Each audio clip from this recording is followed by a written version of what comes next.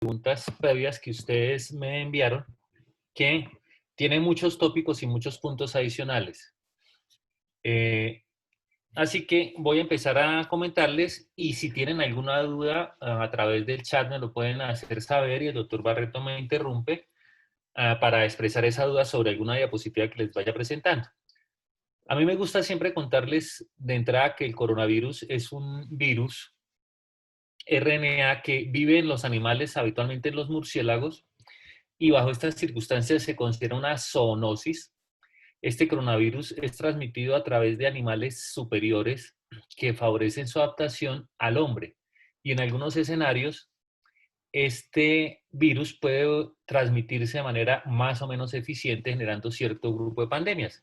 Estos son los betacoronavirus, dentro de los cuales el más importante para el mundo se ha tornado el COVID-19, por supuesto, porque en 2019, en diciembre, inició esta pandemia que ha logrado que el mundo cierre, que pierda muchas actividades, pero ya tenía sus antecesores hacia 2012 en el MERS, que es el coronavirus del Medio Oriente, del síndrome de dificultad respiratoria, que alcanzó a llegar hasta Canadá, pero fue rápidamente contenido. Y algunos años antes, entre 2012 y 2013, se había reconocido como el SARS, que fue la primera evidencia de que un virus nos podía afectar. Hacia esta época hubo entre esta y esta época, una presentación de Bill Gates donde vaticinaba que la próxima gran tragedia mundial no iba a estar dada por una guerra, sino por una infección viral, y eso sigue siendo vigente, y cada vez hay más virus que nos afectan. Cuando nos enfrentamos a este coronavirus o a esta situación de COVID-19 de tipo pandémica, podemos tener tres zonas grandes. Una de miedo, que creo que ya estamos superando, donde acaparamos todo, nos encerramos, mandamos a comprar, eh, manejamos todos los mensajes, pero cuando nosotros creemos que esto ya se logró y ya pasamos la zona de miedo, aparecen cosas como las de esta semana que inició con la misma Organización Mundial de la Salud y un grupo de expertos manifestando que el coronavirus se puede transmitir por aerosoles, y otro grupo de la banda del miedo, invitándonos a utilizar ivermectina para el coronavirus bajo el supuesto de que puede funcionar, pero realmente no hay ninguna evidencia de su uso en humanos. Sí hay una evidencia eh, in vitro, pero las concentraciones que se requieren son demasiado grandes para poderlas dar. Requeriríamos como 4 o 5 frascos de ivermectina para poder lograr las concentraciones terapéuticas teóricas. Entonces no es cierto.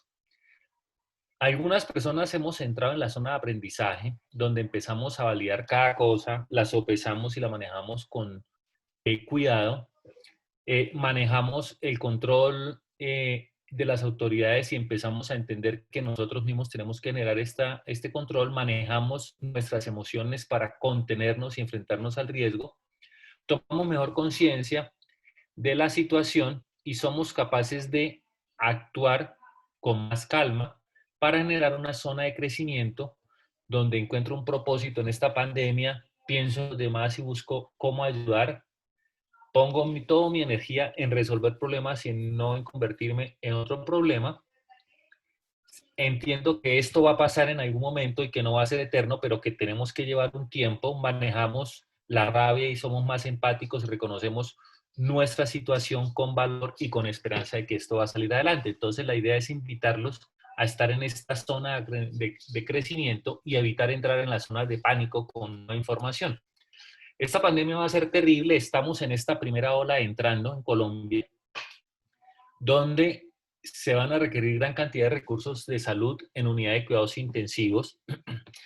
Esto va a hacer que muchas personas después salgan y estén enfermas, aún recuperándose de su COVID-19, pero lo que nos va a preocupar más es esta tercera ola de aquellos que dejamos de atender con motivo del COVID-19, y esta ola puede ser muy grande y difícil de contener por la mortalidad de las enfermedades crónicas.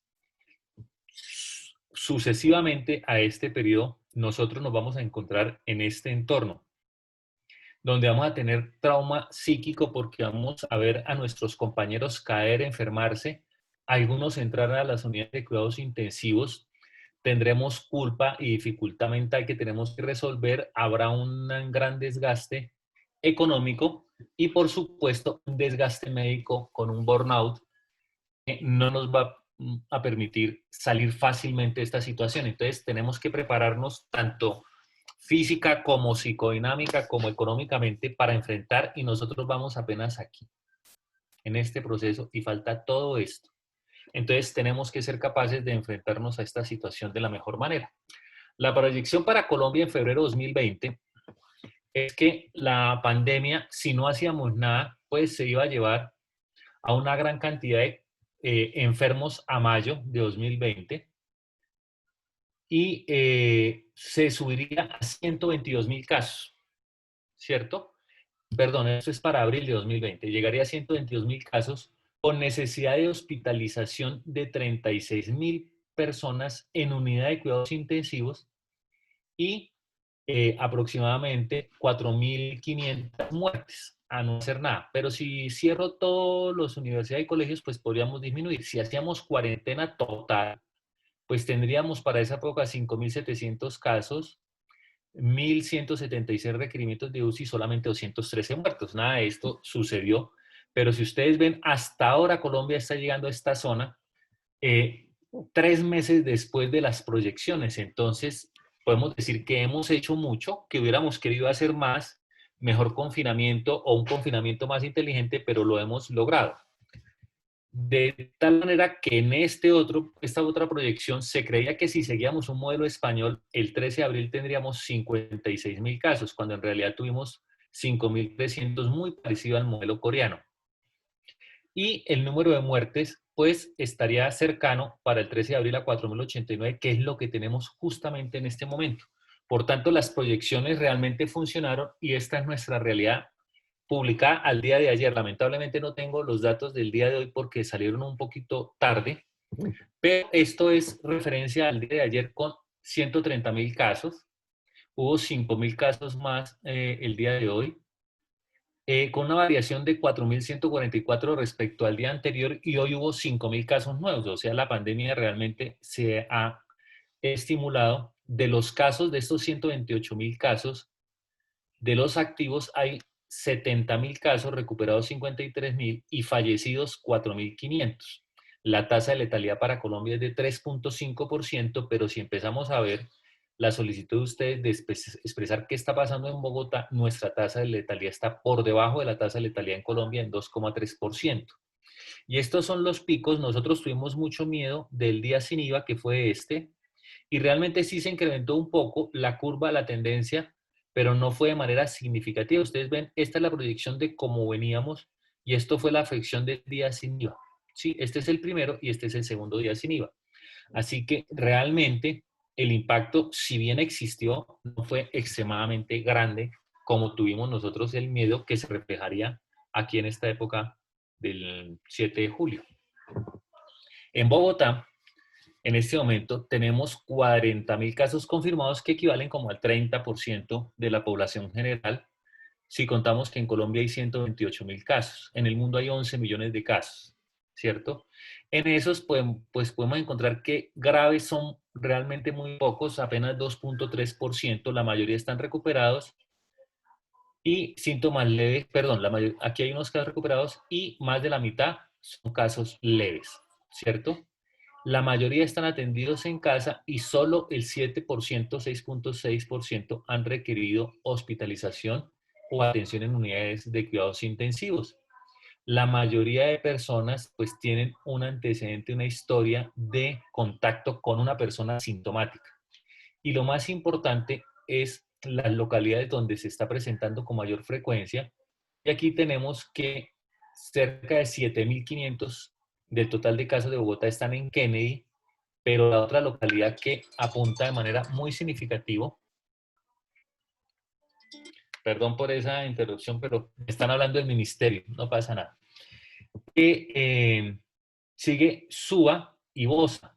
Entonces, en estas unidades populares de alta densidad poblacional, donde no se cumple la norma fácilmente, pues hay mayor riesgo de contaminación.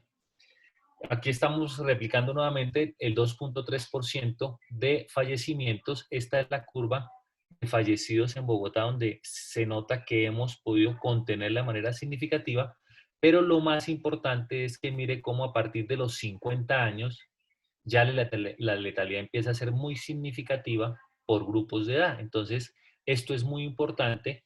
Aquí lo vemos en un gráfico más importante. La gráfica de letalidad, que es esta morada, ya empieza a ser significativa. En este punto estamos hablando que cerca del 5% del total de individuos entre 50 y 60 años van a fallecer. Aquí ya sube a cerca del 12%, aquí sube a cerca del 26% y por encima de 80 años puede estar cercano o rondando el 30%. Entonces es muy importante que los grupos de edad se tengan en cuenta como riesgo frente a esta infección.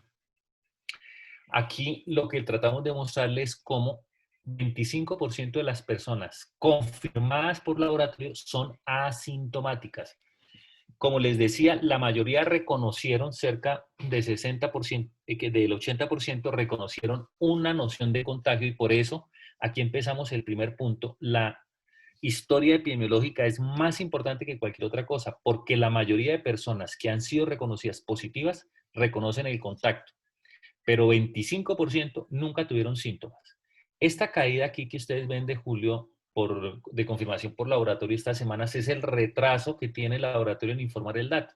Realmente la curva va en este sentido y como ustedes pueden ver, está bastante plana, está bastante aplanada. Olvídense de este valor no es interpretable porque no tenemos el laboratorio, pero a partir de los síntomas, la curva de diseminación en Bogotá se ha aplanado, no tiene esa curva ascendente, sino la hemos logrado contener, pero no ha llegado a su cenit, a su máximo punto de desarrollo.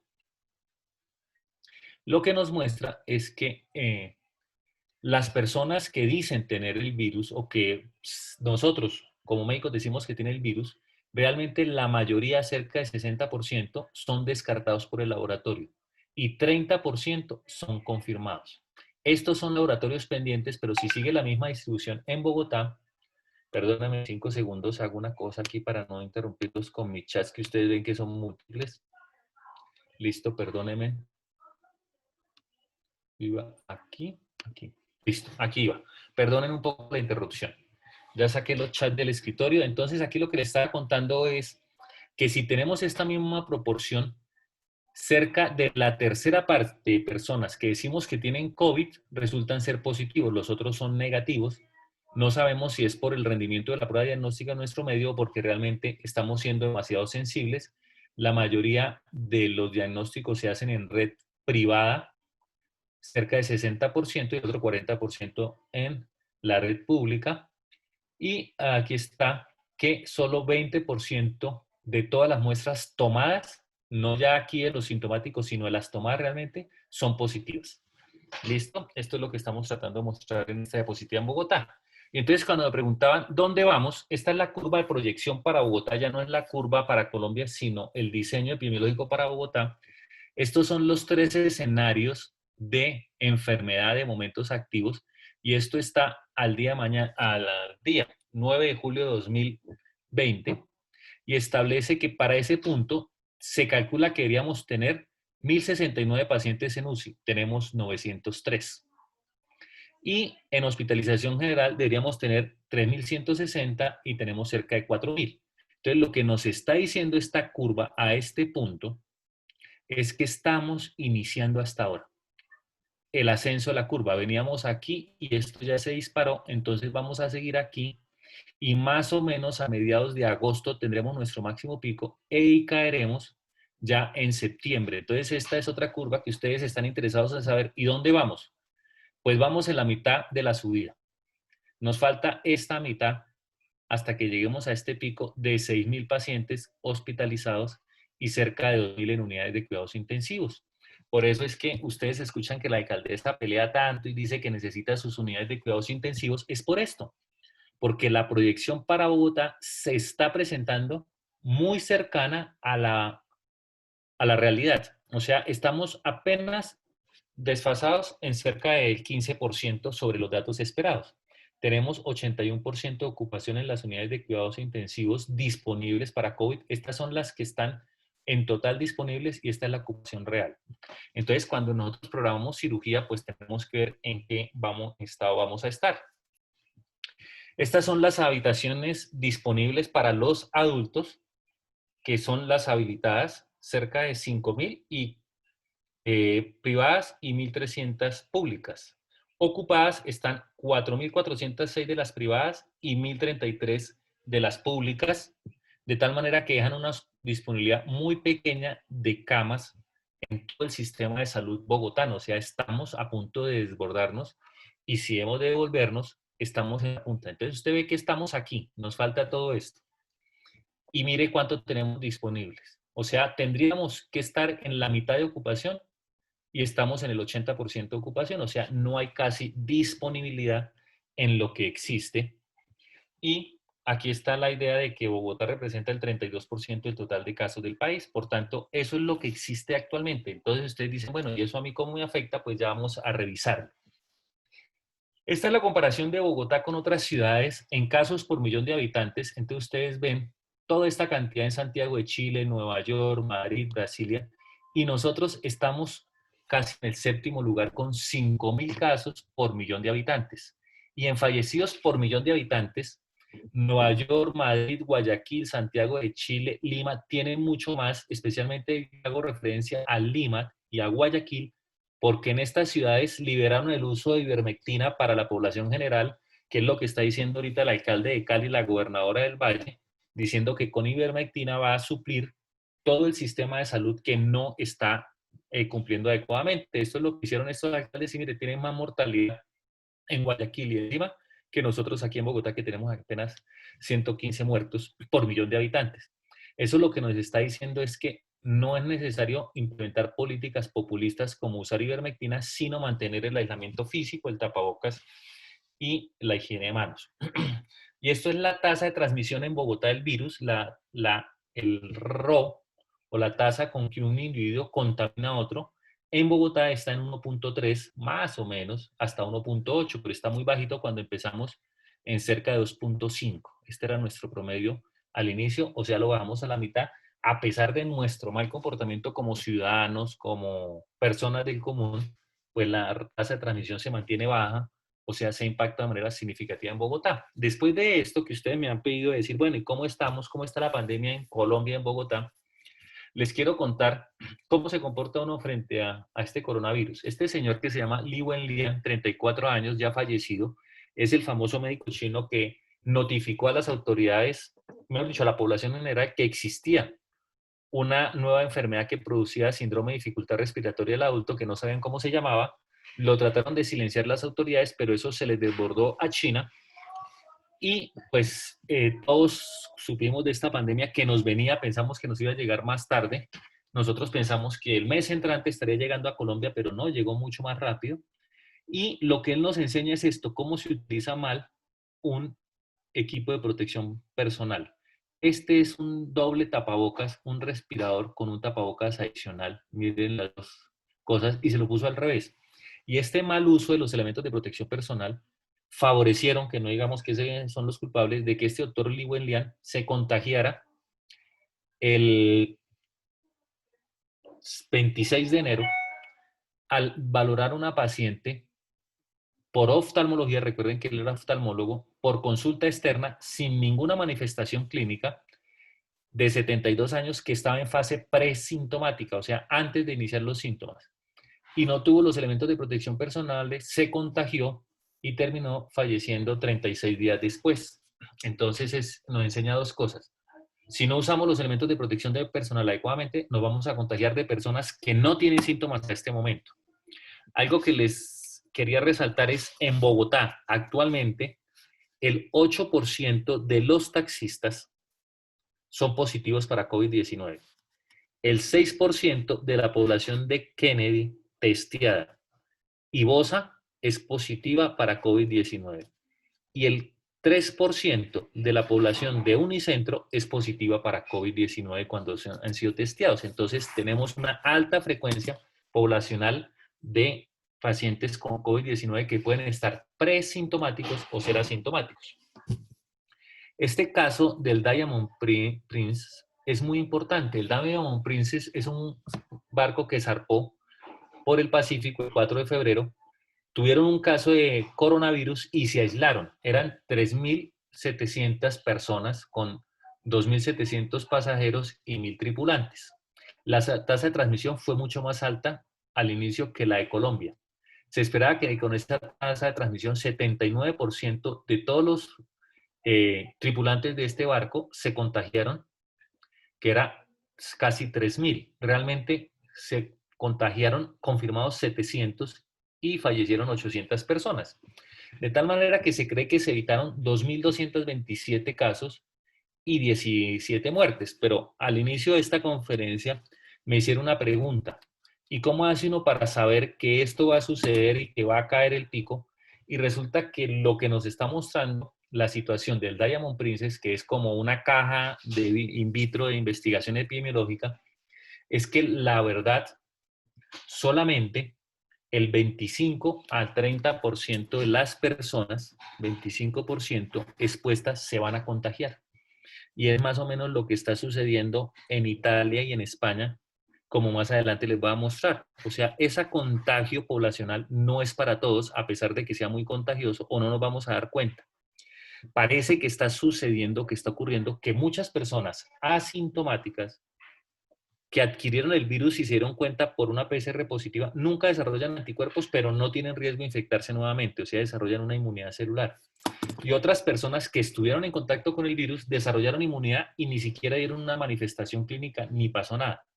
Entonces podemos decir que no todos los colombianos vamos a estar enfermos o afectados por el COVID, no todos los españoles, sino que esto va a empezar a caer en cualquier momento. Pero las cifras nos dicen que vamos a tener al menos 1,5 millones de contagiados a 7 millones de contagiados en este año. Y vamos, en líneas generales, en la descripción les había dicho que llevamos 130.000 y eso genera un subregistro muy significativo de 1 en 8, como lo vamos a ver aquí. Entonces ya lo vamos a adelantar y le vamos a dar las cifras.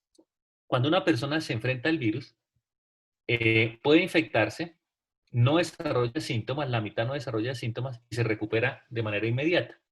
La otra mitad desarrolla síntomas, pero el 80% son leves. Esto nos dice que 90% del total, 80% del 50 es 40, y 50% que ya teníamos, 90% no van a tener ningún problema y se van a ir para la casa. 10% van a requerir hospitalización del total de infectados. De ese 10% total de infectados que van a requerir hospitalización, cerca del 85%, o sea, estamos haciendo referencia a cerca del 6,5% van a estar libres. Perdón, del 6,5% no, 8,5%. Y 1,5% van a requerir hospitalización en UCI. Perdón, 0,75% van a requerir hospitalización en UCI. 0,75% y cerca del 92,5% van a recuperarse en total. O sea, tenemos toda esta gran población, 90% más 9,25% que van a tener recuperación satisfactoria. Y solamente 0,75% van a requerir UCI y ese 0,75% la mayoría va a fallecer. O sea, cerca del 5% y el otro porcentaje, que es el 3,5%, se van a ir a recuperación completa, que son las líneas azules. Así que ustedes dicen, ¿y por qué tanto escándalo por tan poca gente enferma? Pues esa poca gente enferma va a desbordar el servicio de salud y podemos tener una letalidad que puede estar entre 250.000 y 500.000 personas. Este estudio de seroprevalencia español, que terminó el 6 de julio de 2020, reclutó en totalidad cerca de 70.000 participantes para estudiar pruebas con anticuerpos. Y durante 3 rondas realizadas en mayo, junio y julio, no superó el 5% de la población española total con anticuerpos positivos. O sea, la mayoría de gente no les va a desarrollar anticuerpos o no nos va a desarrollar anticuerpos.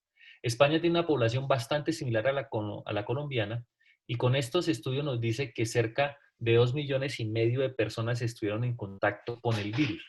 pero solo fuimos capaces de reconocer cerca del 11% por pruebas RT-PCR positiva a este momento en España. Y fallecidos eran el 1% de los reconocidos, 26.735, de los cuales, de estos pacientes con anticuerpos positivos, solo 247 en total refirieron haber tenido la infección. Y solo se seroconvirtieron el 80%. 20% nunca desarrolló anticuerpos. Y la relación de infectados con informados es de 1 en 8. Por tanto, en Colombia, con el número de informados que están a la fecha, es probable que en realidad tengamos cerca de 1.600.000 infectados. No los 140.000, sino más bien 1.600.000 infectados en toda Colombia, que no hemos sido capaces de detectar por informes. Entonces, en España, cerca del 14% de la población encuestada de estos 70.000 dijeron haber tenido síntomas de COVID, pero las pruebas de anticuerpos solo detectaron el 5%, y estos datos son muy importantes cuando empecemos a presentar las recomendaciones. Este otro dato que es muy importante, que no existía antes, de estos que desarrollaron anticuerpos, al seguimiento de 3 meses, el 14% se volvió negativo. O sea, los anticuerpos no duran. Entonces, de acuerdo al momento en que lo hagamos, no nos sirven mucho los anticuerpos por este estudio español. Y esto es lo que sucede. Esta es la historia de transmisión. Entra uno en contacto con el virus.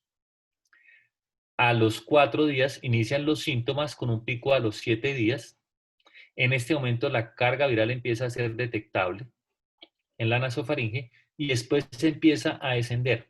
A los 10 días ya no somos infectantes, o sea, 10 días después del inicio de los síntomas, 14 días después del contacto, ya no somos infectantes. Y en ese momento podemos tener más carga viral positiva, pero no tiene ninguna significancia, ¿cierto? Los anticuerpos que creíamos que se iban a producir en esta manera, lo que nos está diciendo es que se producen después del 10º día de la manifestación clínica, pero desaparecen en cerca del 14% de los casos y 20% no lo desarrollaron, así que 3 meses después de la infección probablemente solo el 60% de personas que realmente se infectaron y tuvieron síntomas tienen anticuerpos. Por los que no tienen síntomas, la mayoría no desarrolla anticuerpos. Esta es lo que les quería contar. Entonces, en una de las preguntas que me dijeron, oiga, ¿ustedes por qué en el consenso recomiendan no hacer pruebas de tamizaje o pruebas de PCR a personas que van a ser llevadas a cirugía? Por esta tablita que desarrollamos nosotros. Primero, la sensibilidad en personas presintomáticas y asintomáticas de la PCR es apenas del 44% con una gran especificidad. O sea, solo va a ser capaz de coger a 4 de cada 10. Los anticuerpos son peores. Tienen 24% de sensibilidad y su especificidad puede llegar a ser a 96%. Si nosotros tenemos una prevalencia esperada como la que está actualmente en Colombia, una prueba positiva nos dice con alta probabilidad de que estamos frente a un paciente infectado, con 5% y una prueba positiva. Pero nosotros no queremos esa prueba positiva porque no vamos a operar a un paciente positivo. Queremos hacer la prueba para que salga negativa.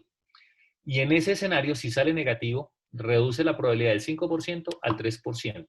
O sea, apenas en un 2%, de tal manera que no nos descarta con seguridad. Y no importa cuál sea la prevalencia, si estamos del 20%, la baja a 12%. Si estamos a 30%, la baja a 19%, y si estamos en 50% de prevalencia, la baja a 36%.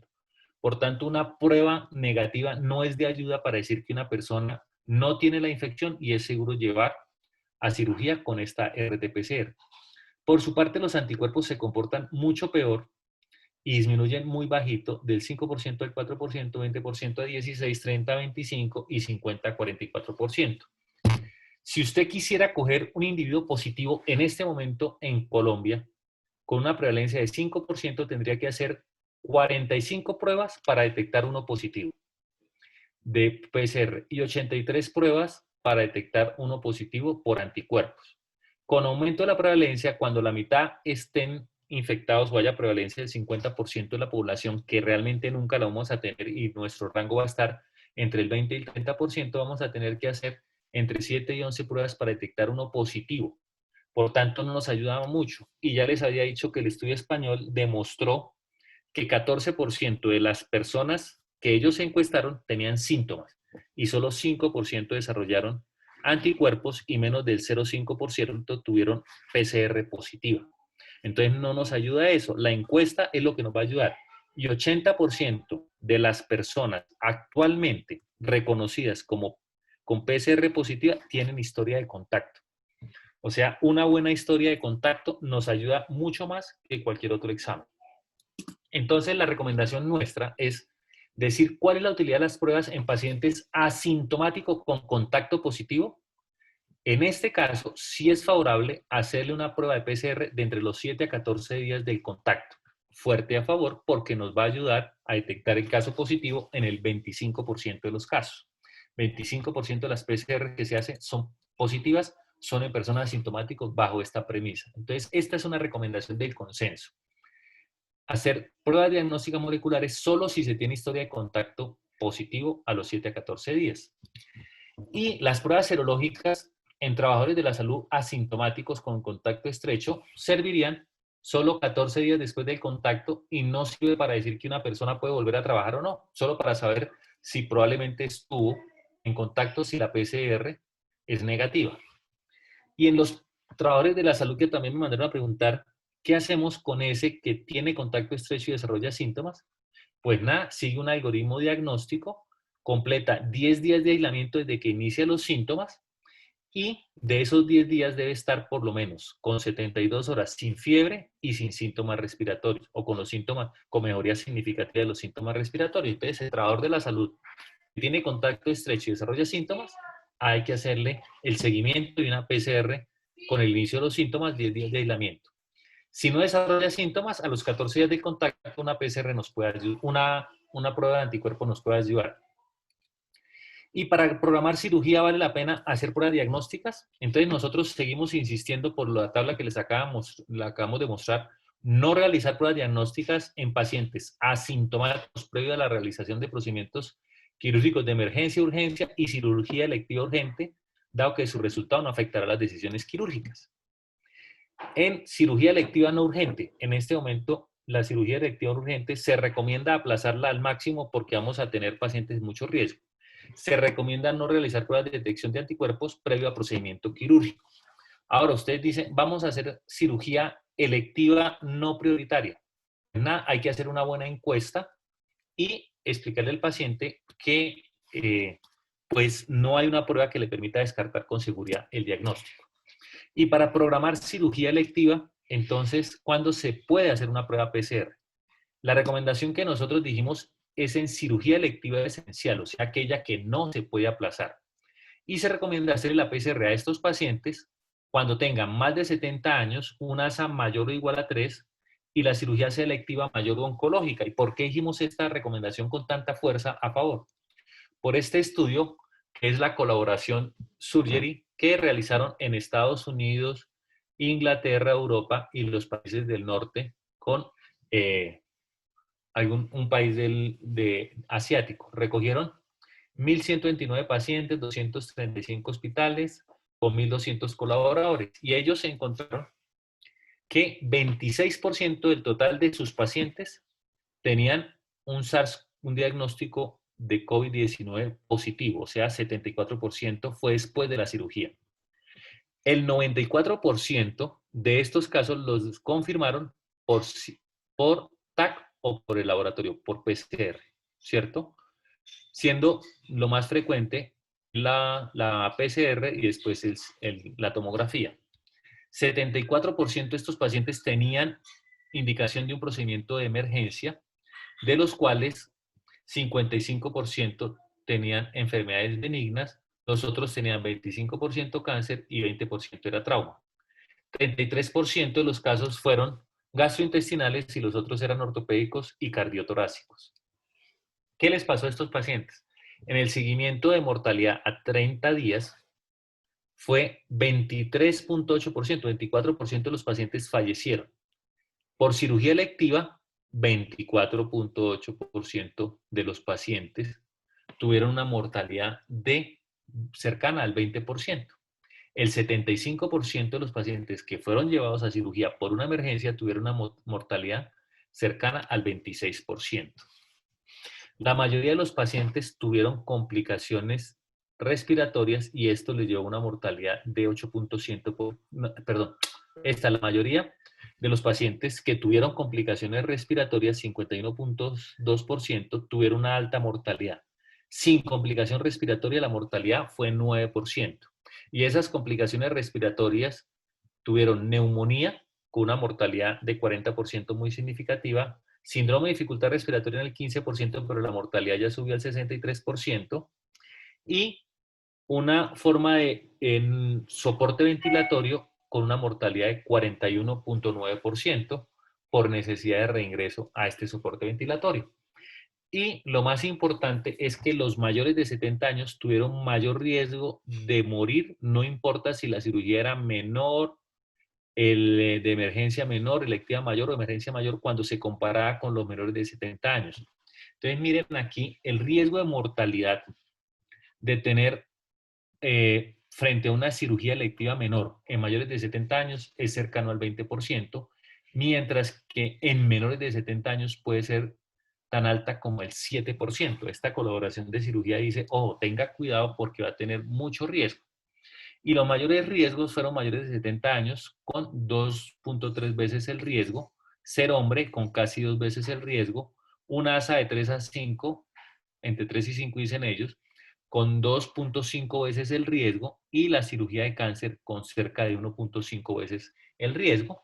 Obviamente hay más riesgo cuando la cirugía es de emergencia y cuando la cirugía es mayor, pero noten este escenario, no hubo complicaciones diferentes en postquirúrgicos que prequirúrgicos. Entonces nosotros decimos que en conclusión, mejor dicho, ellos dicen que en conclusión, la mortalidad al 30 días fue 24%, 51% por complicaciones pulmonares y el 38% de todas las muertes fue por infección después de los 30 días.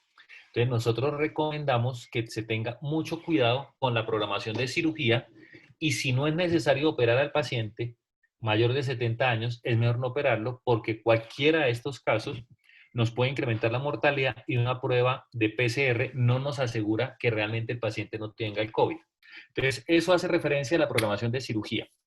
¿Qué es la conclusión grande? Primero que si van a operar al paciente, esta cirugía tiene que estar claramente indicada. Que si esta cirugía es selectiva menor, como la que se está proponiendo, la mortalidad puede ser tan alta como el 7% en pacientes menores de 70 años y hasta el 20%, a grosso modo, en mayores de 70 años. Esa es la recomendación del consenso y por eso la hacemos. La otra pregunta que nos hacían es, bueno, ¿y los elementos de protección personal cómo los llevamos a cabo? Esto es para explicarles que estos son los tamaños virales, cerca de 10 micras. Este es un virus de COVID, de SARS-CoV-2.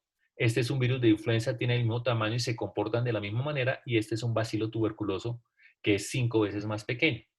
Entonces, lo que nos está mostrando esta diapositiva es que el virus es mucho más grande que el bacilo tuberculoso, pero adicionalmente este virus requiere ir en un transportador 10 veces más grande que él. Él no se puede mover solo.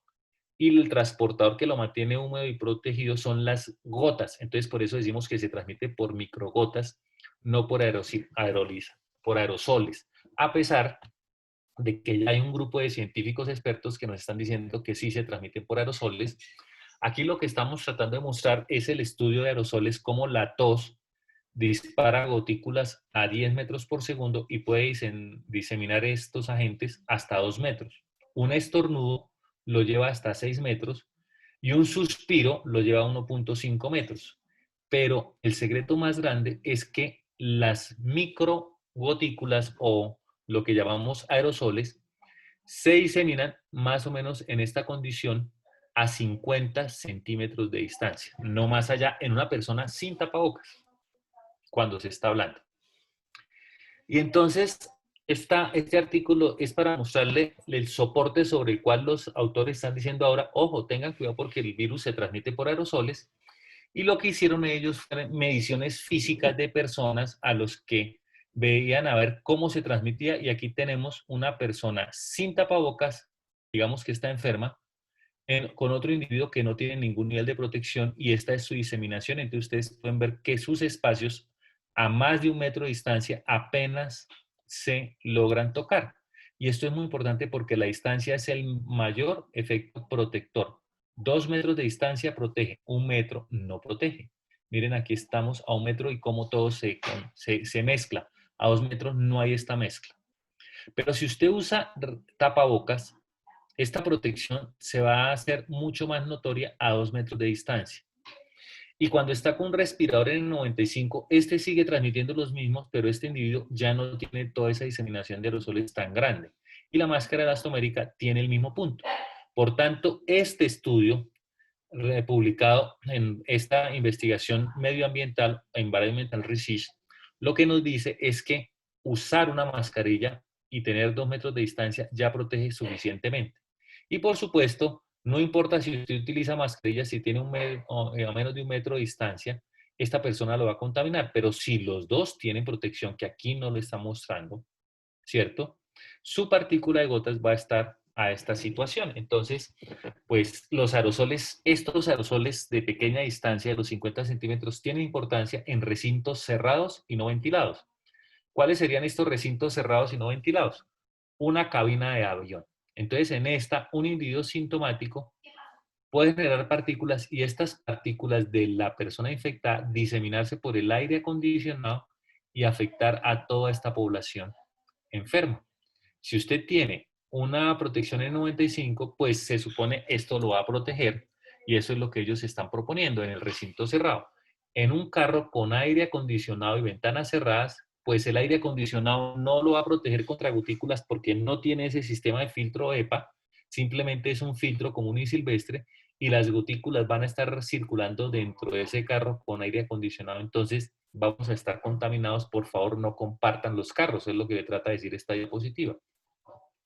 Y esto es en servicios de hospitalización, en salas de recuperación donde existe un aire acondicionado central. Una persona infectada puede facilitar que el aire acondicionado capte sus partículas virales y las disemine en forma de aerosoles. Entonces ahí hay riesgo de transmisión. En condiciones actuales, ¿qué es lo que recomendamos? No estén en recintos cerrados, no utilicen circulación central. Las ventanas tienen que estar abiertas. Si nosotros tenemos circuitos cerrados y sin circulación, se nos van a transmitir las gotas. Pero si tenemos la ventana abierta, las gotas de un individuo contaminante no nos va a afectar de manera significativa y este contagio se da donde existe el aire acondicionado. Este es un caso real de un restaurante donde un individuo sintomático que estaba en esta mesa fue capaz de transmitir a aquellas personas que duraron más de 75 minutos de mesas contrarias o a distancia, pero los que duraron hasta 18 minutos no se contaminaron y estos que se duraron 15 minutos tampoco. Entonces es el tiempo de más de 15 minutos en recintos cerrados con ventanas cerradas o con aire acondicionado que nos lleva a un riesgo de contagio. Entonces, ¿cómo nos vamos a comportar? Nuestros quirófanos deben tener cambios. ¿Cuál es el otro riesgo de transmisión? El depósito de estas gotículas en fómites.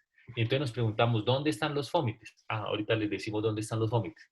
Estos fómites están en las tablas, superficies y estructuras. Para evitar estas gotas, debemos utilizar la mascarilla. Entonces, este individuo que tiene mascarilla, y mire que es la Asociación de Profesionales en Control de Infecciones de 2016 ya está diciendo cómo se tiene que hacer y esto es con SARS-CoV-1 y con MERS. Si este individuo tiene tapabocas, pues va a proteger en esta zona y este puede inhalar poco su superficie, pero si este individuo no tiene tapabocas y nos habla, él puede entrar en contacto con sus gotículas. Por tanto, si los dos tienen tapabocas, pues están protegidos totalmente y los aerosoles cercanos van a quedarse en el penacho de 20 centímetros de distancia y no van a tener ningún problema. El virus, ¿cómo se transmite realmente? Por gotas, por contacto de superficies contaminadas y por aerosoles solo en procedimientos generadores o en condiciones artificiales. Aquí lo que tenemos que adicionar es que los aires acondicionados de carros y edificios pueden transmitir el virus. No se transmite de forma percutánea ni por sangre. Y estos son los famosos procedimientos generadores de aerosoles que hacen parte de una pregunta que me mandaron de esta presentación, y es decir, ¿debe el cirujano salirse para que el anestesiólogo solo lo intube y haga todo el procedimiento?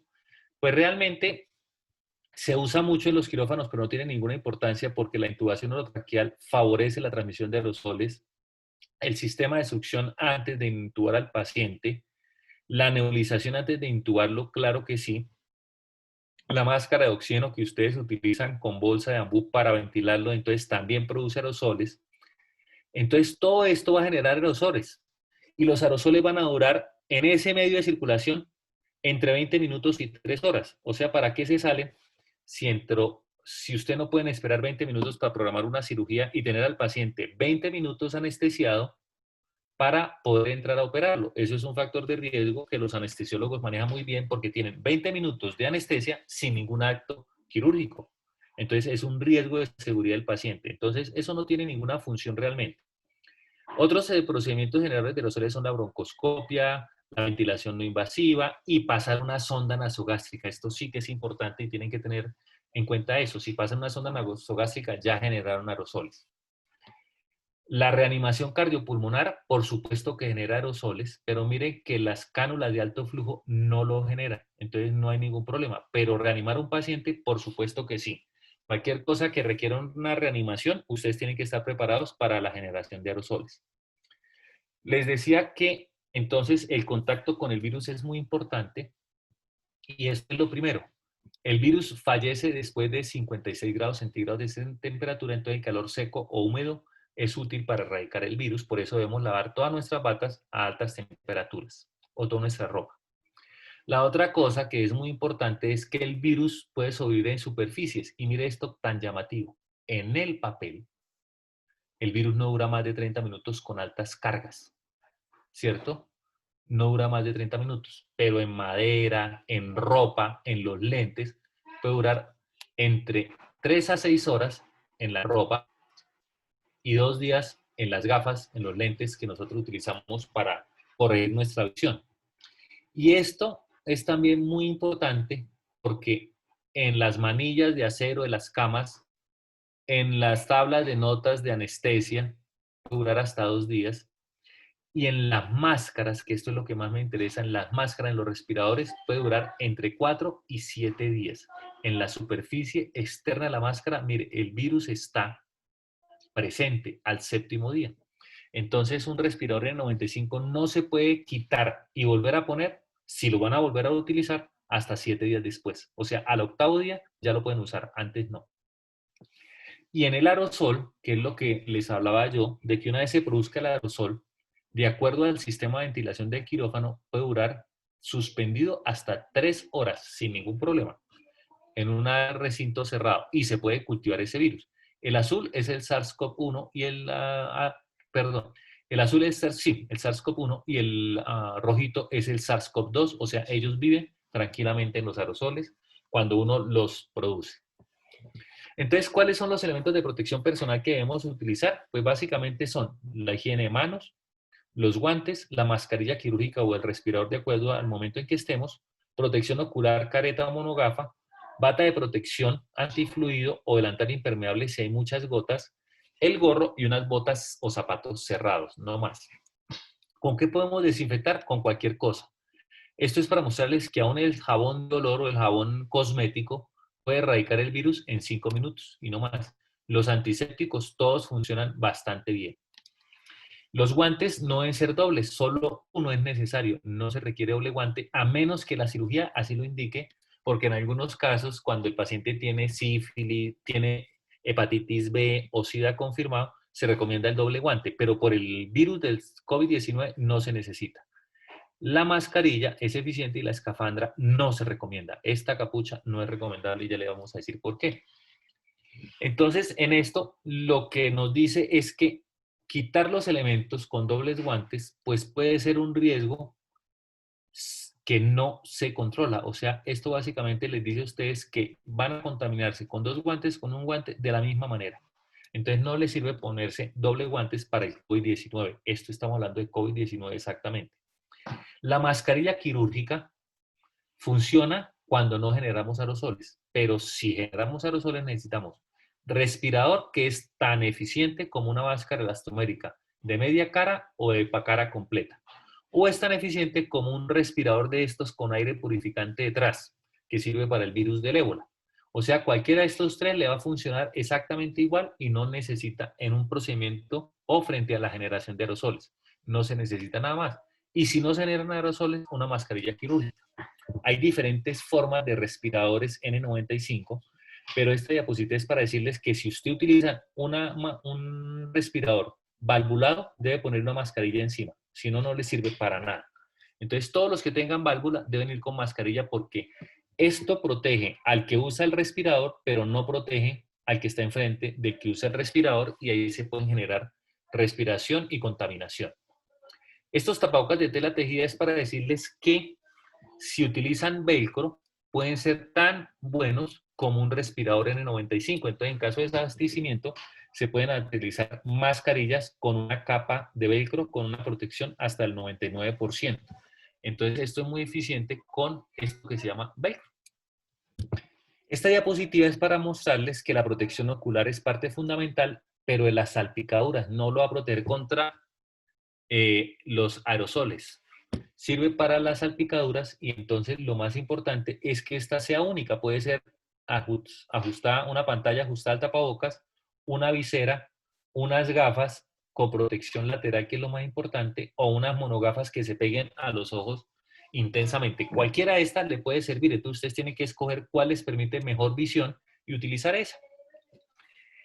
La bata impermeable es clave y es mucho mejor que los overoles, porque es más fácil de retirar y protege adecuadamente. Esto es para mostrarle cómo en estudios de comparación de trabajadores que utilizaron diferentes tipos de protección corporal, cuando utilizaron overoles, pues sí realmente se protegieron cuando estaban con el overol puesto, pero cuando se lo quitaron, se contaminaron 4 de los 10 participantes. O sea, 40% de contaminación por utilizar el overol. Por tanto, no se asegura que la persona que utilice el overol lo utilice de manera adecuada, no cumple con las normas de utilizarlo. Por tanto, lo mejor es utilizar la bata antifluidos y si no hay más, utilizar el overol. Pero para quirófanos, esta bata tiene que ser estéril. Y el paciente tiene una bata común y silvestre, esta no sirve para los médicos, es para pacientes. Entonces, esto es paciente con tapabocas y con bata, este es médico con bata antifluidos. Y esta bata tiene que ser estéril en el quirófano. El gorro quirúrgico sirve muy bien para evitar la contaminación del campo quirúrgico por caída de cabellos, los cuales se ocurre entre 80 y 150 veces. Cubre el pelo, pero puede ayudar en algunos casos para disminuir el contacto de cabellos largos con secreciones. En ese escenario podría utilizarse como las otras cosas para evitar la contaminación con secreciones. Nuestra recomendación es que los pacientes se mantengan así. Si no se generan aerosoles, se utiliza gorro, una gafita, la mascarilla y la bata. Si se generan aerosoles, se utilizan guantes, una protección facial, el respirador N95 y la bata antifluidos y, por supuesto, debajo del traje de mayo y el zapato. Esta es la forma de entrar al quirófano. Esta bata tiene que ser impermeable. Y entonces, ¿cuáles son los elementos más importantes para evitar la transmisión? La distancia física, más de 1 metro de distancia, disminuye el riesgo, ya lo vimos aún en dibujos, de 12% a 3%. El uso de máscara independiente reduce el riesgo de 17% a 3%, o sea que el uso de estos dos ya disminuye el riesgo a 0,9%, y si utilizan protección ocular adicional, lo disminuye a un 5% más, o sea que el uso de las tres cosas, distancia física, máscara facial y protección ocular, disminuirá el riesgo de contagio de cerca de 17% a menos de 1%. Esta diapositiva es muy importante para hablarles de los sistemas de ventilación dado que se generan aerosoles. Las habitaciones deben funcionar, esto es para quirófano, con presión negativa y debe tener al menos 12 intercambios de aire por hora. Si tiene estos 12 intercambios de aire por hora, se puede asegurar que después de 20 minutos, esto es con 10, con 2, después de 20 minutos ya se puede operar o se puede ingresar otro paciente al terminar el procedimiento que generó aerosoles. Pero si no funciona, si no tienen, entonces con 2 recambios se debe esperar 2 horas y 3 horas si el sistema está cerrado. Entonces ustedes tienen que ver cómo funcionan sus quirófanos, porque si tienen sistema de aire que extraiga y evite su retorno, es seguro realizar el procedimiento quirúrgico. Entonces, hasta ahí llegaba mi presentación. Yo me pongo a su disposición para cualquier pregunta que así consideren adecuado. Y entonces, no sé si ya me están viendo. Espérese, dejar de compartir esto. Ya. Aquí estoy ya con ustedes. No sé si me están viendo. Aquí empiezo a ver las preguntas en el chat. No sé si me están viendo la cara o están viendo el sello de Mediport. Sí, doctor, sí lo estamos viendo. Perfecto. Entonces me pongo a su entera disposición. Espero que les haya cumplido las expectativas de la presentación y si no, espero con sus preguntas resolverlas. Doctor, yo quisiera primero hacerle una pregunta. Es claro que para identificar el paciente positivo la PCR no es un muy buen medio porque usted no lo demostraba. Pero para identificar el paciente negativo, el valor predictivo negativo sí es alto. No, es al revés. El valor predictivo positivo es muy alto, ayuda mucho. El valor predictivo negativo es muy bajo. Entonces la posibilidad de descartar la infección con una PCR se cae muchísimo. Si usted tiene prevalencia como 5% actual en Colombia, baja con una PCR negativa a 3%. Entonces le establece la misma cantidad, o sea, de 5% a 3% el riesgo de tener un paciente negativo por PCR no significa nada. Entonces no le ayuda. Si usted tiene, por el contrario, una buena encuesta, es capaz de detectar hasta el 15% de los pacientes. Entonces, no es por PCR, sino por encuesta epidemiológica. Entonces, la clave está en la encuesta epidemiológica Sí, y señor. en ser muy prudentes en esta etapa, en decidir qué pacientes lleva a cirugía para Claro minimizar que pues, sí. Porque es muy importante, mire que es algo clave. Ustedes como cirujanos ya están expuestos al riesgo de atender un paciente COVID asintomático o presintomático, que era lo que yo les hablaba del doctor Jean Langwin, ya me olvidé el nombre. Entonces, ¿qué significa? Que un paciente puede llegar a decir, mentirles, decirle, no tengo el contacto porque me quiero operar, y ustedes pueden operar a un paciente positivo sin darse cuenta, y eso puede llegarle a suceder. Entonces, ¿qué significa? Nos dijimos, ese riesgo hay que contemplarlo y siempre se tienen que proteger. Entonces, ustedes siempre van con respirador, con protección ocular y con la bata antifluidos, como elementos mínimos de protección cuando llegan el paciente a cirugía. O sea, el riesgo para el cirujano es el mínimo. ¿Cuál riesgo queda, o para el anestesiólogo, cuál riesgo queda existiendo? El riesgo para el paciente. Entonces, la colaboración COVID Surge dice, ojo, esos pacientes con cirugía electiva menor tienen letalidad del 7%. Uno no espera que a la gente se le muera el 7% si tiene COVID positivo. Para nada. Entonces le dice, si usted lo programa y tiene ese riesgo, y con la PCR no lo puede descartar, con la prevalencia actual, entonces lo mínimo que usted tiene que hacer es un consentimiento informado diciéndole, mire, usted está contemplando este riesgo en este momento y yo no se lo puedo descartar con ningún laboratorio. Lo vemos, tenemos la encuesta epidemiológica, usted asegura su aislamiento. Entonces nos ha pasado cosas muy chistosas. En un hospital muy grande al que yo comparto, hospitalizamos a una paciente porque era muy importante una cirugía cardiovascular. Y dijimos, no, es esposa de médico, es recomendada, es médica, entonces hospitalicémosla para que no se haya contaminado.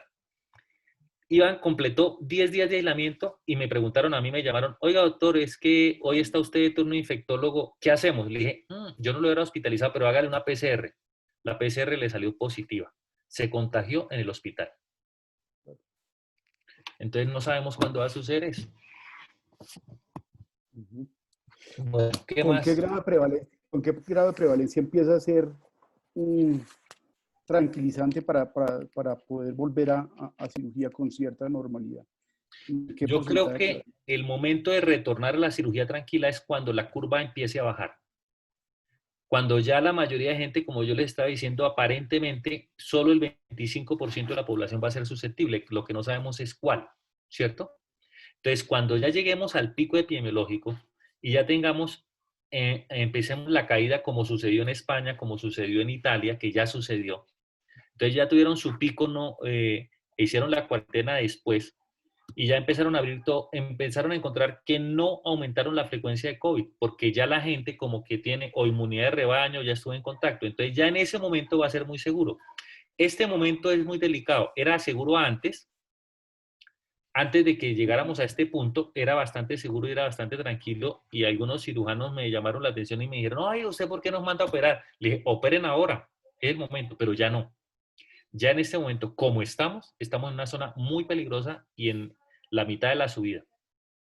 Entonces estamos con mucho riesgo. Este es el momento crítico donde la cirugía tiene que ser tomada con mucha delicadeza y con un consentimiento informado. Claro que sí. Doctor, aquí tengo varias preguntas. Si quiere, le voy a ir leyendo Claro algunas que de sí. las que hay y usted nos va colaborando con la respuesta.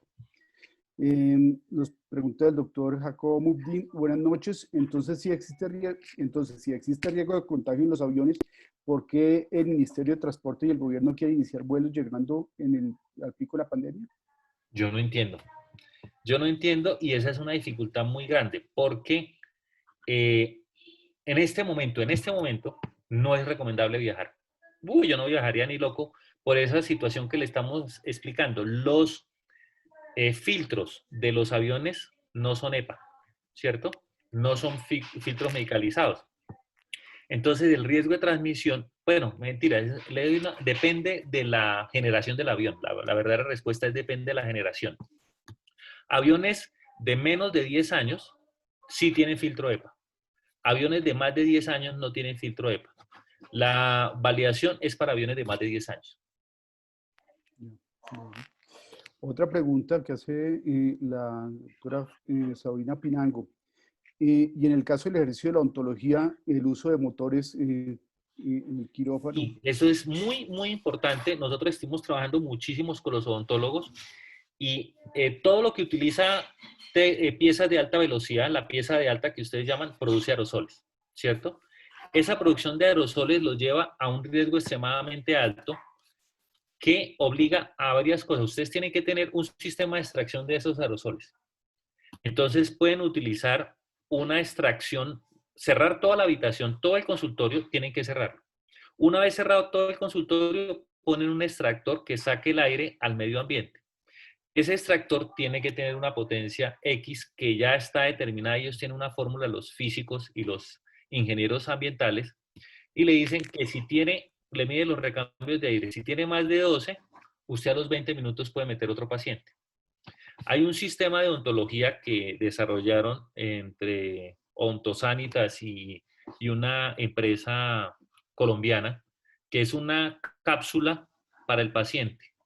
Y le ponen la aspiradora. Y esa cápsula, en ese espacio tan pequeñito, hace el recambio en un minuto.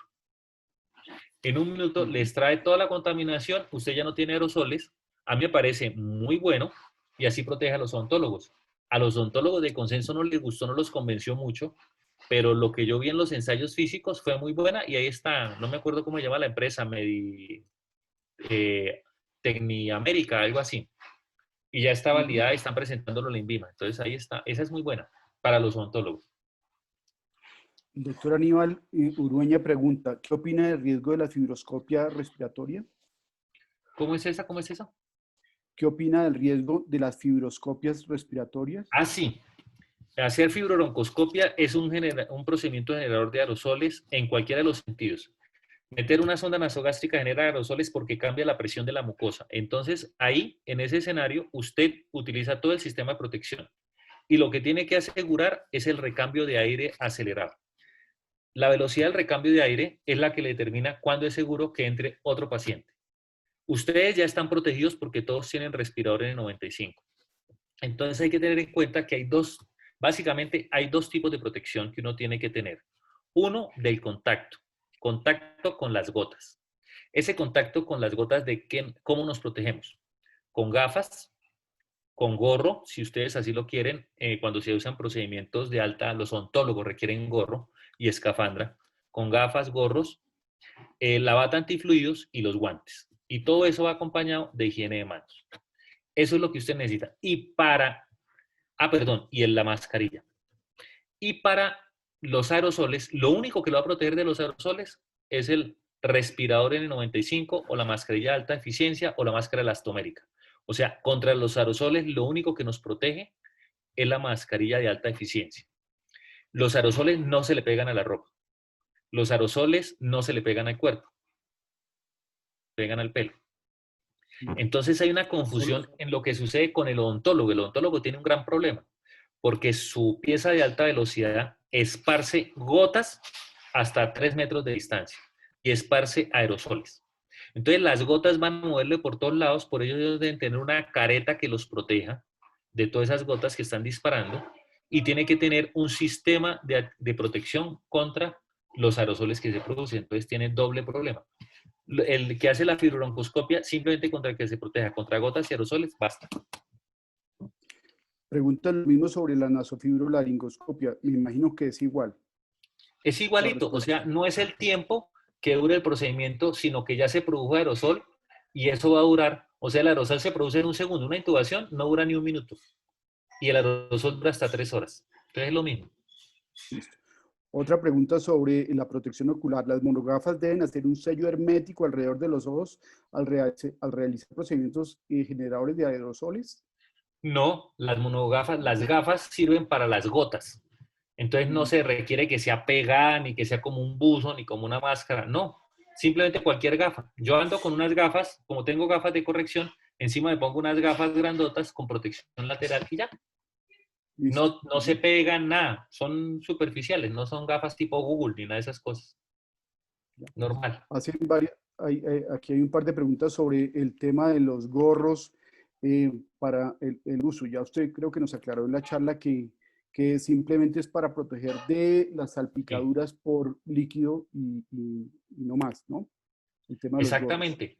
Lo importante es que el pelo no esté suelto, entonces pues ustedes se protegen de eso. Bueno, una pregunta de la doctora Ana María Arbeláez, directora científica de Medipor y anestesióloga. ¿Cuántos filtros debe usar la máquina de anestesia? Uy, esa pregunta no me la han hecho nunca, pero sí la hemos analizado. Espérese que hay una situación, en eso existe, ya me acordé. Menos mal que me acordé, tengo buena memoria de todo eso. El filtro existía en la máquina de anestesia hasta el día de hoy, una recomendación de un filtro unidireccional. En la Y de la máquina de anestesia, entonces se decía que en la válvula inhalatoria debería existir filtro. Los fabricantes, unos fabricantes de estas máquinas de anestesia, encontraron que ellos podían tener partículas virales en la pedazo exhalatorio, en la filtro exhalatorio, entonces recomiendan ponerle la válvula central, la válvula de la línea inhalatoria y la válvula de la línea exhalatoria, pero eso depende del fabricante. Entonces, como hay diferentes máquinas de anestesia, este fabricante les dijo, yo necesito ponerle un filtro más porque encontró que era débil, ¿cierto? Porque en líneas generales con 2 filtros es suficiente. Pero hay un fabricante, que no me acuerdo ahorita el de la marca, le recomienda ponerle un tercer filtro, ya me acordé. Los 2 filtros. Sí. Una pregunta que le tengo yo. El personal que entra a salas y no está en contacto con el paciente, ¿necesita que la bata sea estéril también, según lo que usted dijo? El paciente, el personal que entra a salas sin entrar en Pero contacto con el paciente, la circulante, no tiene que tener bata circulante, estéril. No sí, tiene que tener bata estéril. no tiene que tener bata No.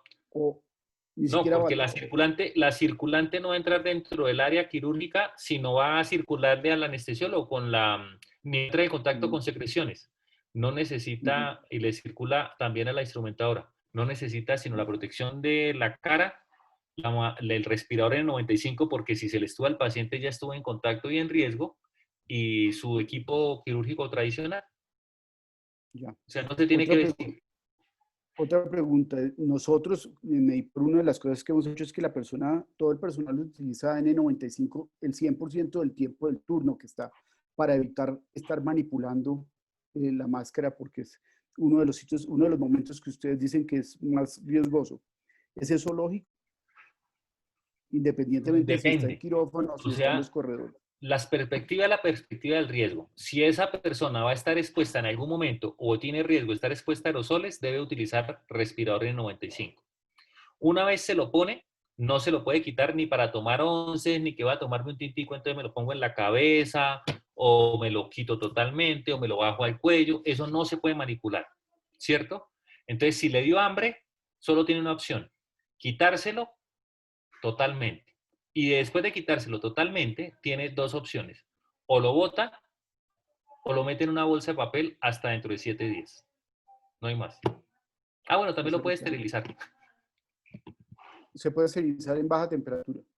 Se puede esterilizar en calor, en vapor húmedo, con protocolo del fabricante, o con vapor de peróxido, que es el Sterrat. No, el Sterrat no, el que es compañero del Sterra, el vapor de peróxido de hidrógeno, porque el Sí, Sterra es plasma, entonces daña mucho el tapabocas, o con luz ultravioleta. con peróxido de hidrógeno, perfecto. Y listo. ¿El uso de succión de aire conectado al electrobisturí es útil? Sí se ha trabajado muchísimo en eso, pero realmente no tiene ninguna relevancia porque eso se ha demostrado que no es contagioso.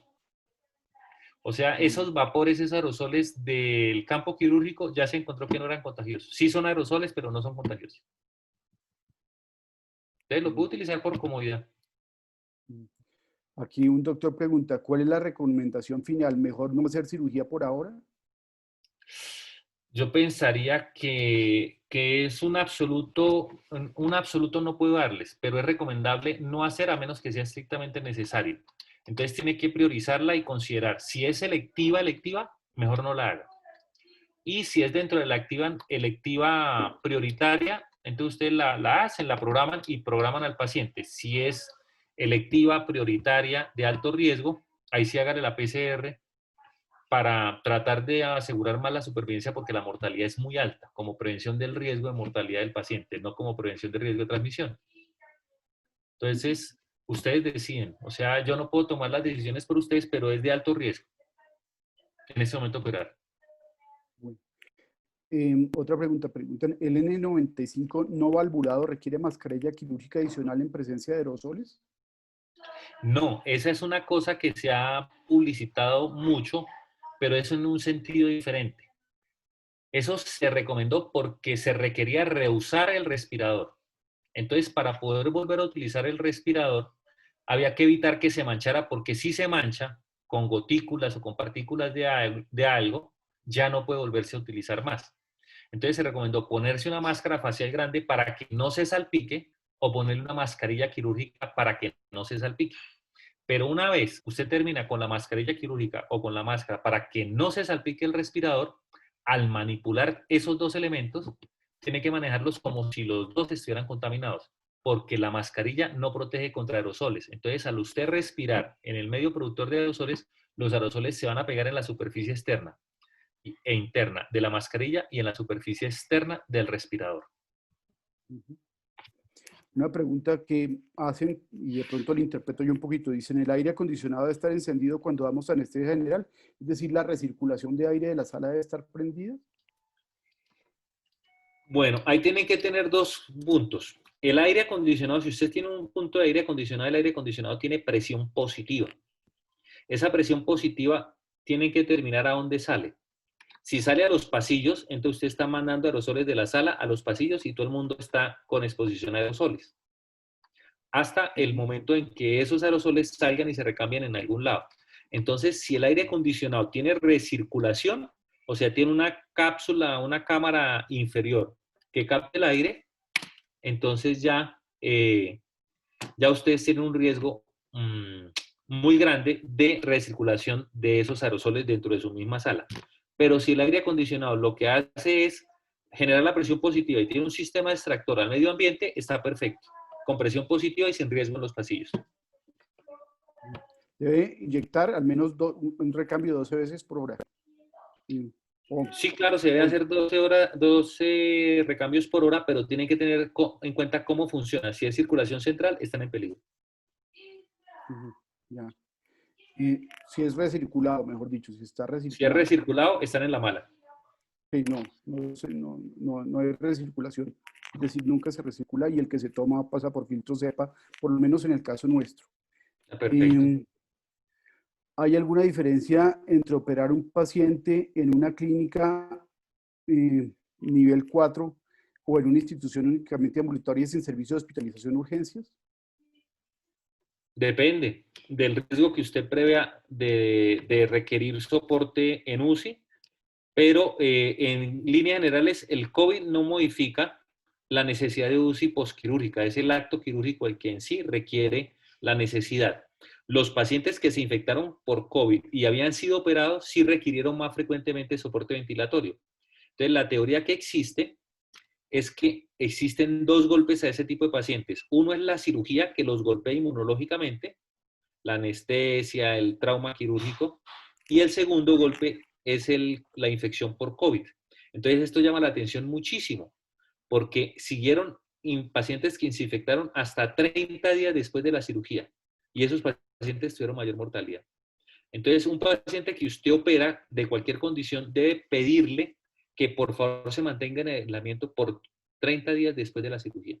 O sea, tiene que aislarse 14 días antes de la cirugía y 30 días después para tener el menor riesgo de mortalidad por esa cirugía. Y el nivel 4, Una pues pregunta. claro, sí señor. Las clínicas grandes de Bogotá, desafortunadamente, ahorita están en una situación muy adversa en cuanto a la cantidad de pacientes de COVID que tienen, no solo en sus unidades de cuidado intensivo, sino en su hospitalización general.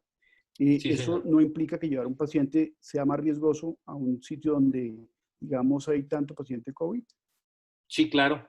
O sea, en este momento en las instituciones grandes está prohibido operar cirugía electiva. O sea, no se puede operar. ¿Por qué? Porque ese paciente va a salir a una recuperación en cualquier escenario donde pueda adquirir una infección COVID. Y si adquiere esa infección COVID, así le haya ido perfectamente en la cirugía, se aumenta el riesgo de mortalidad.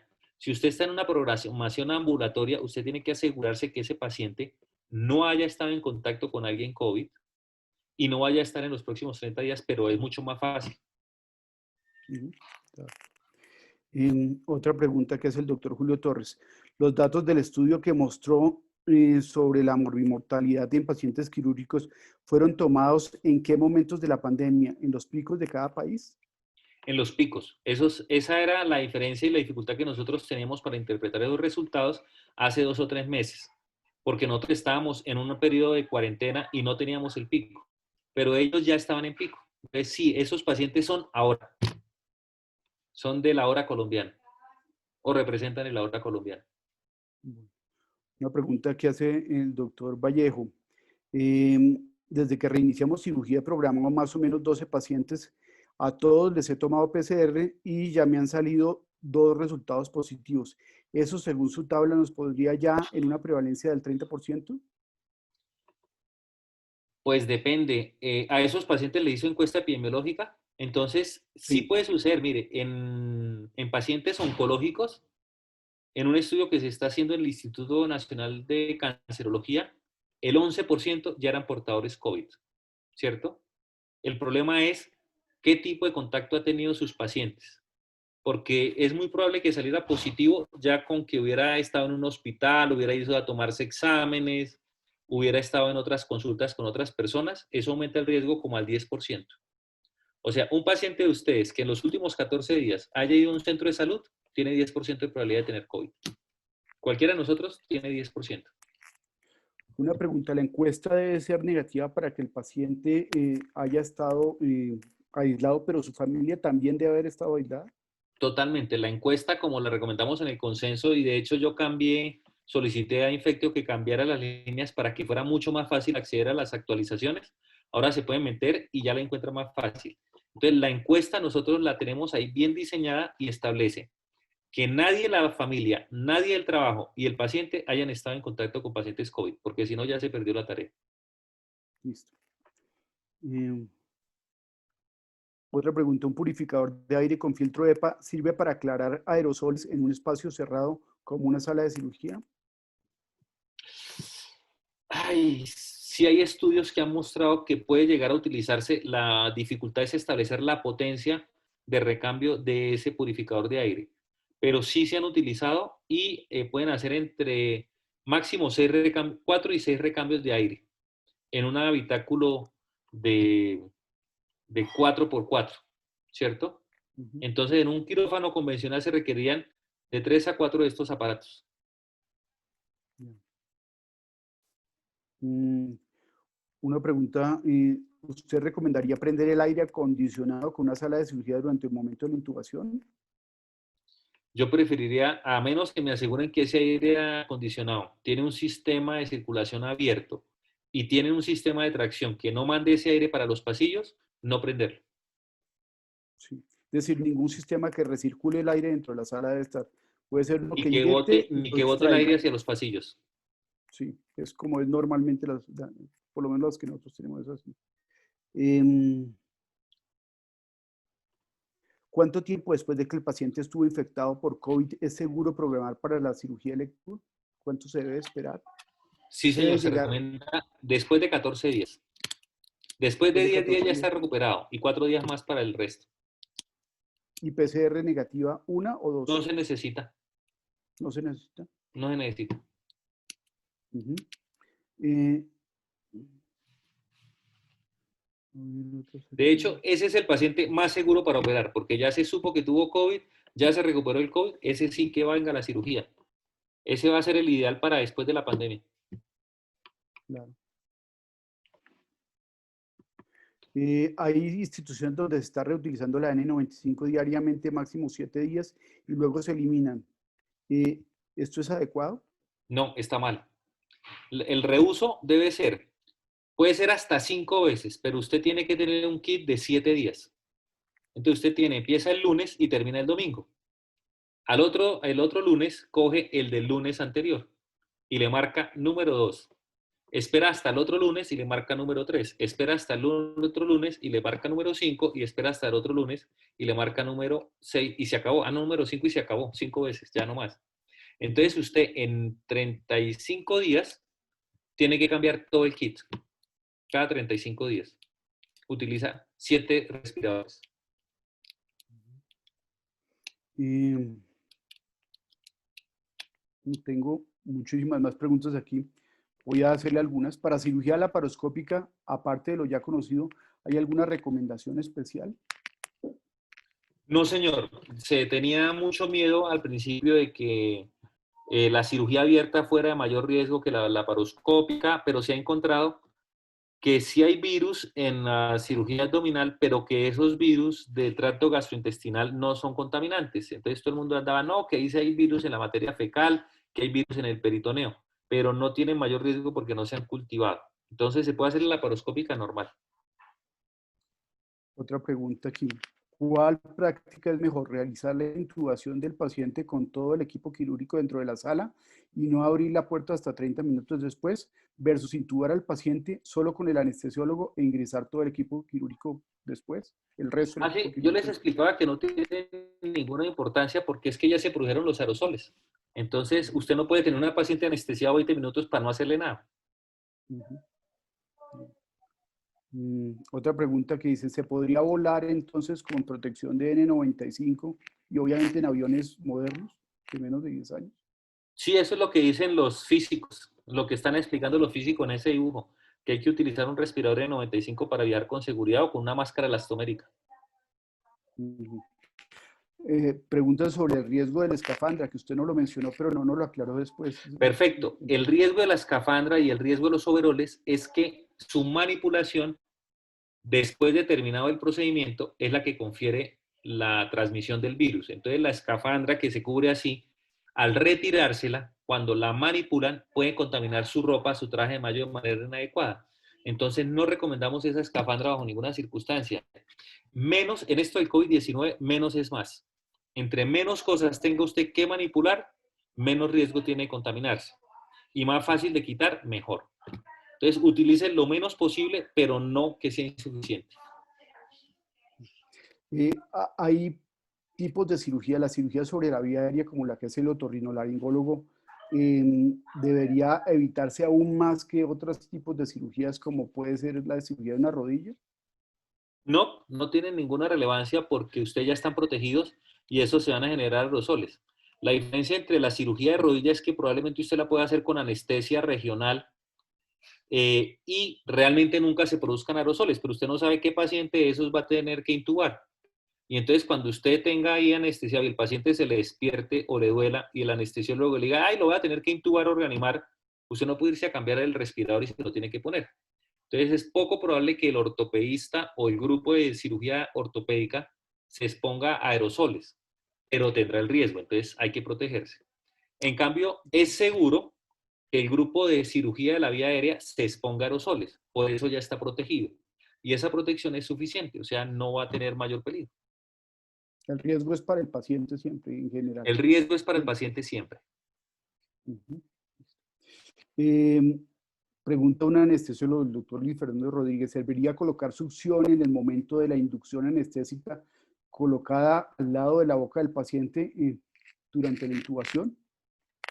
No, eso no sirve para mayor cosa, lo mismo que la máscara, la famosa caja de Taiwán y todo eso, con el miedo de las salpicaduras. Con que usted tenga una buena protección contra salpicaduras, que equivale a tener el gorro para que no se le contamine el pelo, las monogafas para que no se le contaminen los ojos y la protección, el respirador N95 para no engranar los aerosoles, con una bata antifluidos es suficiente, no necesita nada más. Ujú. Vuelven a preguntar sobre doble guante. Para nadie el equipo quirúrgico, a no ser que haya una indicación especial, como usted lo mencionó, ni doble guante, ni doble gorro, ni doble polaina mejoran en nada Nada, la doble protección. nada. Es más, las polainas deberían estar mandadas a recoger y utilizar zapatos quirúrgicos, que se pueden Listo. limpiar y lavar y ya. Listo. Mm. Preguntan si el virus se transmite por sangre. El No, humo generado por el electrocauterio puede tener no. problemas. Ya se demostró que por ninguna razón se transmite por esa vía, ni siquiera materno-fetal. O sea, esa ya descartada. Bueno. Mm. Preguntan si sirve conectar los filtros de la máquina de anestesia a la succión en la paroscopia. El sistema es cerrado, el sistema cerrado que se está usando para la succión de la cavidad. No, no tiene ya, ya se descartó esa como un método de transmisión del COVID, entonces, pues, no, no, si lo quieren no hace daño, pero no sirve para nada. No disminuye el riesgo ni nada. Bueno. Nos pregunta el doctor Parales, que trabaja en Barranquilla. Dice, ¿todos los consultorios usan aire acondicionado central? De acuerdo con lo que indica, sería más seguro un aire split que no recircula.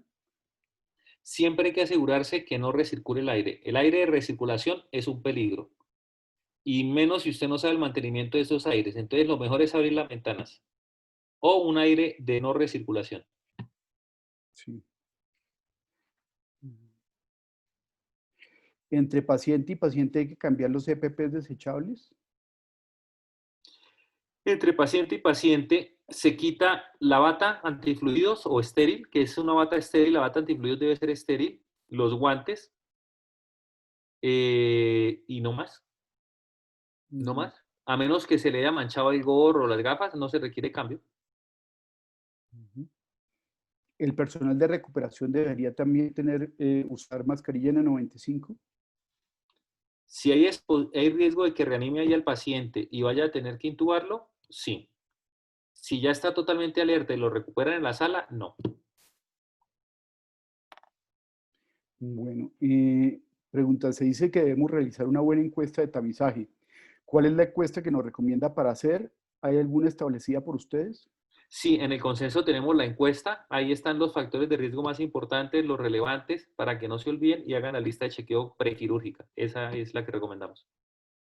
Y se entra por la revista Infectio. Ustedes ponen Infectio o Asociación Colombiana de Infectología y ahí dice consenso y ahí sale la actualización y siguen los capítulos de prevención. Y en las ciudades no COVID, pregunta el doctor Jorge Almario, o con prevalencia inferior, ¿puede seguirse operando? Al doctor Jorge Mario un saludo muy especial, no sabía que estaba aquí, que se le quiere mucho. Sí, Ujú. se puede operar sin ningún problema. Ujú. Bueno. Excelente, que en esas ciudades, tranquilos. En Bogotá, Barranquilla, Cali, no. En Medellín, posiblemente sí. En Tunja, en Bucaramanga, sí.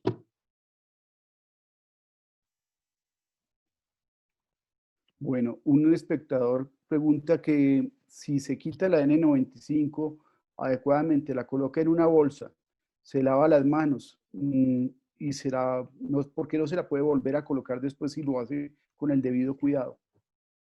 Por esa palabra que acaba de decir, se ha demostrado que no se tiene el debido cuidado, es muy difícil de manipular y hay muy alto riesgo de contaminación en el respirador N95 y en la mascarilla.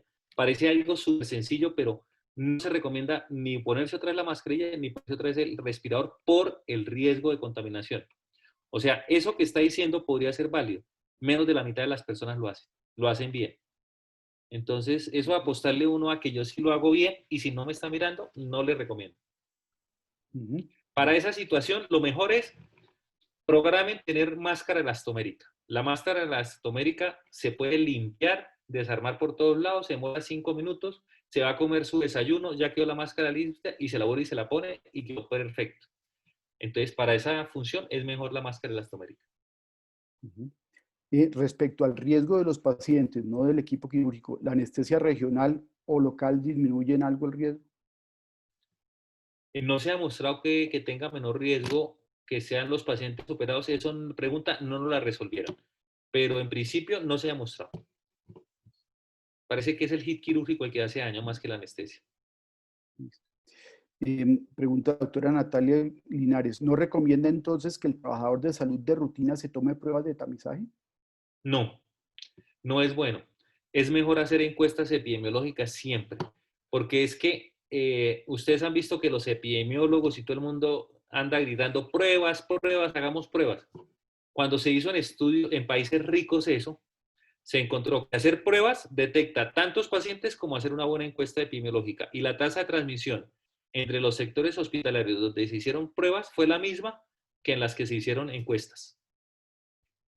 Pregunta la doctora Margarita París, ¿recomienda en este momento de la pandemia realizar consulta presencial de otorrino? Se puede hacer telemedicina, es ideal, pero hay cosas que no se pueden hacer por telemedicina, como examinar, hacer procedimientos directos, entonces ahí sí toca hacerla. Entonces toca hacer una mezcla entre controles por telemedicina y directa en pacientes de primera vez para poderlos ver. Sí. Mm, Aquí pregunta el doctor Daniel Pulido, con todos esos requerimientos en la práctica, no es posible hacer ningún procedimiento sin riesgo. Obviamente siempre riesgo va a haber, pero ¿cuándo el riesgo va a ser admisible? Yo creo que el riesgo ya es admisible cuando usted empieza a bajar en la curva y ya sabe los pacientes que no tuvieron y estuvieron en contacto y dijeron, este ya es inmune, o los que ya salieron de la enfermedad y dijeron, este ya se recuperó. Ese es el momento más seguro de todos. De resto, siempre vamos a estar frente a la incertidumbre. Bueno, otra pregunta dicen, o sea, las máscaras faciales, las full face, ¿no son necesarias? ¿Solo con monogafa y N95 es suficiente? Es tan eficiente un N95 con monogafas como una full face. Y es tan eficiente una de media cara como una de cara completa. Entonces, la máscara elastomérica tiene que tener dos particularidades. Primero, el filtro debe ser lavable, o sea, debe ser filtro de cartucho, no filtro esponjoso, que esos rosados que se ven grandotes, esos toca cambiarlos igualito que un N95 y valen entre 15.000 y 30.000 pesos. Y un filtro Ujú. de cartucho de ese que se puede limpiar vale como 20.000, entre 20.000 y 30.000 pesos y dura entre 6 meses y un año. Entonces es mucho más barato tener máscara elastomérica con cartucho que comprar respiradores N95. Ujú. Listo. Eh, Preguntan sobre la esterilización de la N95 en ultravioleta. ¿Se podría utilizar así de un día para otro? Se podría utilizar apenas salga de la luz ultravioleta siempre y cuando esté estandarizado y demostrado que cubrió toda la máscara. Porque el problema de la Mm, luz es que donde haya sombra no esteriliza. ujú.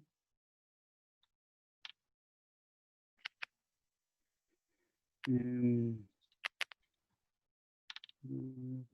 rápidos. Voy saltando algunas porque ya se han dicho. ¿Cuál es la utilidad de las pruebas rápidas? Las Ninguna. serológicas. Teníamos muchas Ninguna. esperanzas en ellas y nos han traicionado intensamente por varias cosas. Primero, porque no rinden y segundo, porque el virus no se comporta como nosotros esperábamos que se comportara en el sistema inmune. Entonces, muy pocos son los que desarrollan anticuerpos y se da cuenta uno que estuvieron infectados. Ujú. Para consulta de otorrino, en el día se puede quitar y poner el N95 y ya nos ha dicho usted que es riesgoso, No. ¿no? Ujú, Respirador puesto, respirador que se queda hasta que lo desechen o lo metan en una bolsa. Para eso es ujú, mejor la máscara elastomérica, como les había dicho. Más fácil de manipular, limpiar, desinfectar y ahí sí entra un ICOP. Eso es lo más importante. Yo les recomiendo eso porque todos podemos tener una respuesta diferente al virus y nos podemos contaminar. Entonces, nuestro comportamiento es el que más nos va a ayudar. La forma de quitarse y ponerse los elementos de protección personal es la forma más riesgosa para un trabajador de la salud. Ahí está el secreto. ujú. Bueno. Eh, pues, hay algunas que ya han sido respondidas o son en forma muy similar a lo que han preguntado, entonces las he saltado. Mm, ¿Es correcto higienizar los guantes con alcohol? No, bajo ninguna circunstancia. Por eso no se recomienda doble guantes. Eso es un mito, yo no sé quién se lo inventó, pero yo he visto muchas instituciones muy responsables recomendando eso y no, no se puede desinfectar ningún tipo de guantes con alcohol, solo con soluciones cloradas, si así lo quieren.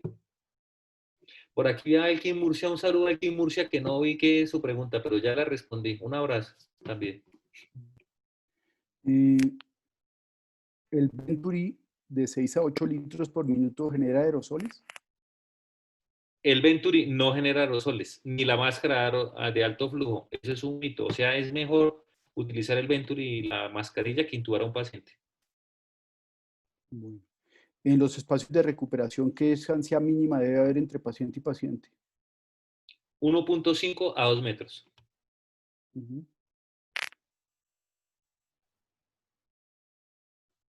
Me preguntan que si en Bucaramanga sería recomendable operar en este momento con la prevalencia que tiene Bucaramanga. Sí, está bajito. Ellos todavía están seguros. Entonces está muy Ujú, bien que operen y programen y tengan, pero la encuesta epidemiológica es clave. ujú. Bueno, si algún compañero es positivo, ¿se debe entrar todos en aislamiento? Depende. O sea, lo más importante no es si es positivo, sino si se presentó contacto estrecho. ¿A qué hago referencia? Si ustedes estuvieron a menos de 1 metro sin tapabocas por más de 15 minutos, deben entrar al aislamiento. Si no se cumplieron esas tres características, no se requiere aislamiento. Bueno. Preguntan si la cirugía oftalmológica es segura. Me imagino para el paciente, pues, por ser Eh, mínimamente invasiva. sí, no tiene problema, o sea, depende de todo el proceso y la cercanía que ustedes tengan, pero utilizan unos microscopios súper grandotes y que sirven como barrera. Entonces, ahí estuvimos discutiendo ampliamente con los oftalmólogos y casi que la misma barrera, la misma sistema de visualización de esa cirugía le sirve barrera. Y no tienen facilidad para ponerse ni la careta, ni las gafas, ni esas cosas, porque si no, no ven nada. Ujú. Entonces, ahí tienen que cuadrar esa barrera. ¿Cuál es la utilidad? Pregunta el doctor José María Niño. ¿Cuál es la utilidad de cubrir los filtros de las máscaras elastoméricas y con protectores? Ah, claro, mire, la máscara elastomérica, entonces les decía que dos condiciones y solo les dije una. Primero, entonces, el cartucho. Pero resulta que las máscaras elastoméricas son unidireccionales, todas. Entonces, tienen la salida por la parte de adelante y esa partecita de adelante debe cubrirse con una mascarilla o con un sistema de filtro que proteja a las demás personas del que está usando la máscara. Ujú. ¿Las máscaras de snorkel funcionan adecuadamente? Eso funciona como un respirador de alta eficiencia, pero esas máscaras de snorkel tienen que ir a un filtro. No pueden quedar ahí en el aire dando vueltas, porque está respirando es por el aire puro. Eso tiene que bajar a un filtro y funciona Ujú, igual que una máscara elastomérica. ujú. Em,